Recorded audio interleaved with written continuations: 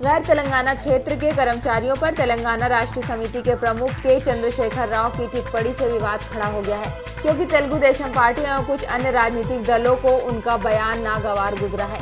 राव ने तेलंगाना समर्थक कर्मचारियों की एक सभा में कहा कि निश्चित तौर पर उन्हें आंध्र सरकार के पास जाना होगा, यहाँ कोई विकल्प नहीं है। आंध्रा में भी सरकार चलनी चाहिए। सीबीआई को स्वायत्तता प्रदान करने के मुद्दे पर केंद्र सरकार और सुप्रीम कोर्ट में टकराव की भूमिका तैयार हो रही है। सुप्रीम कोर्ट के सामने हलफनामा दायर कर सीबीआई के डायरेक्टर को और अधिकार दिए जाने के प्रस्ताव को केंद्र सरकार ने स्वीकार कर दिया। केंद्र सरकार ने कहा कि बिना चेक एंड बैलेंस के ताकतवर डायरेक्टर के निरंकुश होने का खतरा होगा। सीबीआई के डायरेक्टर के न्यूनतम कार्यकाल 3 साल किए जाने के सुझाव को भी केंद्र सरकार ने नकार दिया है।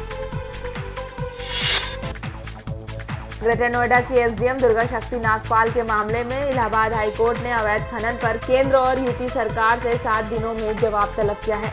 कोर्ट ने सामाजिक कार्यकर्ता नूतन ठाकुर की याचिका पर ये आदेश दिए। हाईकोर्ट की लखनऊ पीठ ने कहा कि सरकार अपने जवाब में ये साफ करे कि दुर्गा शक्ति नागपाल के निलंबन के बाद से अधिकारियों ने नोएडा में अवैध खनन रोकने के बारे में क्या कार्रवाई की है।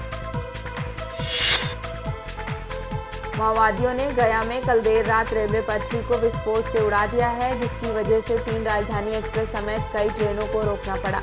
गया के रेलवे डीएसपी सुनील कुमार ने बताया कि विस्फोट तरैया और गुरारू रेलवे स्टेशन के बीच कल रात 11 बजे हुआ। विस्फोट से महज 20 मिनट पहले ही हावड़ा दिल्ली राजधानी ट्रेन का पायलट इंजन यहां से गुजरा था। विस्फोट में डाउन लाइन की करीब 2 फुट पटरी उड़ गई है।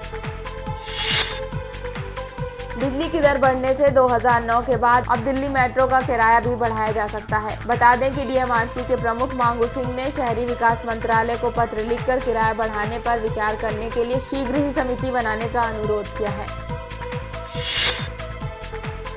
मार्केट रेगुलेटर सेबी ने कई ब्रोकरों से नेशनल स्पॉट एक्सचेंज में उनके प्रत्यक्ष और अप्रत्यक्ष इन्वेस्टमेंट का ब्यौरा मांगा है। वहीं समूह की लिस्टेड कंपनियां फाइनेंशियल टेक्नोलॉजी और एमसीएक्स के शेयरों में लगातार दूसरे दिन जोरदार गिरावट रही। सेबी ये भी सुनिश्चित करना चाहता है कि ब्रोकरेज फर्मों और निजी ब्रोकर ऐसी पुख्ता व्यवस्था करें ताकि स्पॉट बाजार में पैदा हुई क्राइसिस का असर शेयर और अन्य बाजारों पर न फैल पाए। सलमान खान को उनकी आगामी फिल्म किक की शूटिंग ब्रिटेन में करने के लिए वीजा नहीं मिला। उनके पिता सलीम खान ने बताया कि ब्रिटेन ने उन्हें वीजा देने से मना कर दिया है, क्योंकि राजस्थान में चिंकारा और काला हिरण के कथित शिकार से जुड़े कुछ अदालती कागजात यहां वक्त पर नहीं आ सके। शिकार की ये घटना 1998 में फिल्म हम साथ साथ की शूटिंग के दौरान हुई थी। भारतीय टीम जिम्बाब्वे के खिलाफ 5 वनडे मैचों की सीरीज में क्लीन स्वीप लगाने की दहलीज पर खड़ी है, लेकिन ऑलराउंडर परवेज रसूल को एक भी मैच में मौका नहीं मिलने से जम्मू कश्मीर के मुख्यमंत्री उमर अब्दुल्ला नाराज हैं। उन्होंने गुजारिश की है कि कम से कम आखिरी मैच में रसूल को मौका मिलना चाहिए। अब्दुल्ला ने ट्वीट किया है कि बीसीसीआई को इस युवा ऑलराउंडर को खुद को साबित करने का एक मौका जरूर देना चाहिए। सीपीएम ने सरकार पर आरोप लगाया है कि वो भारत में अमेरिका की जासूसी में मदद कर रही है। पार्टी के पोलित ब्यूरो ने एक बयान में कहा है कि अमेरिकी एडवर्ड स्नोडेन द्वारा मुहैया कराए गए दस्तावेजों के खुलासे से पता चलता है कि भारत सरकार देश में अमेरिका की इलेक्ट्रॉनिक निगरानी में उसका साथ दे रही है। अमेरिका ने दुनिया भर में 150 स्थानों पर 700 सर्वर लगाए हैं, जिसमें एक सर्वर नई दिल्ली के पास लगाया गया है। अफगानिस्तान के नंगरहार प्रांत की राजधानी जलालाबाद में भारतीय वाणिज्य दूतावास के सामने विस्फोट हुआ है। सूत्रों के अनुसार विस्फोट में लोगों के हताहत होने की आशंका जताई जा रही है।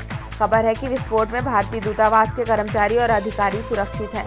विदेश मंत्रालय अफगानिस्तान में भारतीय दूतावास के संपर्क में है। News point bureau.